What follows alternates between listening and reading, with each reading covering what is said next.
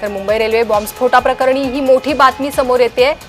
सर्व आरोपींची निर्दोष मुक्तता करण्यात आलेली आहे। पुराव्याअभावी सर्व आरोपींची निर्दोष मुक्तता झालेली आहे।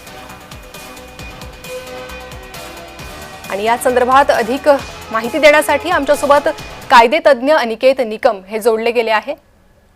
अनिकेत सर, असा निकाल का आला असेल? या संपूर्ण निकाल पत्राचा अभ्यास मी केलेला नाही, परंतु एखाद्या प्रकरणात आरोपींना निर्दोष मुक्त तेव्हाच करण्यात येतं जेव्हा पुराव्यांची साखळी ही पूर्णपणे आरोपींच्या बद्दलचा दोष सिद्ध करत नसेल तेव्हा। आता या प्रकरणात आपल्याला कल्पना आहे, सत्र न्यायालयाने या काही आरोपींना जन्मठेपेची शिक्षा ठोठावली, काही आरोपींना फाशीची शिक्षा ठोठावली आणि जेव्हा अपील कामकाज चाललं तेव्हा उच्च न्यायालयाने आरोपींना संशयाचा फायदा व त्याचबरोबर आरोपींविरुद्ध गुन्हा बियॉन्ड रिझनेबल डाऊट म्हणजे संशयाच्या पलीकडे जाऊन त्यांच्या विरुद्ध दोष सिद्ध होत नाही अशा स्वरूपाचे निरीक्षण नोंदवत या आरोपींना निर्दोष मुक्त केलेलं आहे। अनिकेत सर, यानंतर आता तपास यंत्रणांचं पाऊल काय असायला हवं? कशा प्रकारे या प्रकरणात जे दोषी आहे त्यांना शिक्षा दिली जाऊ शकते? या प्रकाराने तपास यंत्रणेला सर्वोच्च न्यायालयात दाद मागता येते।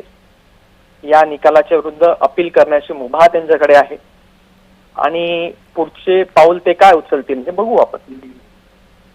जी अनिकेत सर, धन्यवाद। तुम्ही जय महाराष्ट्र सोबत संवाद साधला त्यासाठी।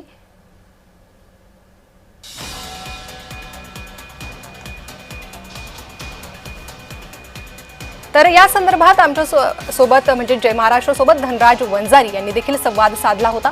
ते काय म्हणाले पाहूया। माझ्या माहितीप्रमाणे याच्यामध्ये एटीएसने जो तपास केला आहे तो अतिशय निकोप आहे। पोलीस आणि कायद्याच्या दृष्टिकोनातून जे व्हायला पाहिजे होता तो सगळा तपास व्यवस्थित आहे। आता इथे मी तर अजून जजमेंट बघितलं नाही, बघितल्यानंतर अजून सविस्तर प्रतिक्रिया देता येऊ शकते, पण एक प्रायमा फेसी जे माझं आकलन आहे आणि याच्या आधी काही संवाद जे झाले टीव्हीवर त्याच्यामध्ये जी मांडणी मी केली, जे माझ्या निदर्शनास आलं ते की त्याच्यात असलेले जे साक्षीदार आहे ते साक्षीदार बहुतांशी होस्टाईल झाले किंवा फिरले किंवा त्या साक्षीदाराच्या जबानीतून जे न्याय प्रविष्टता व्हायला पाहिजे होती ती न्यायिक प्रविष्टता पोलिसांच्या तपासाच्या दृष्टिकोनातून त्यांच्या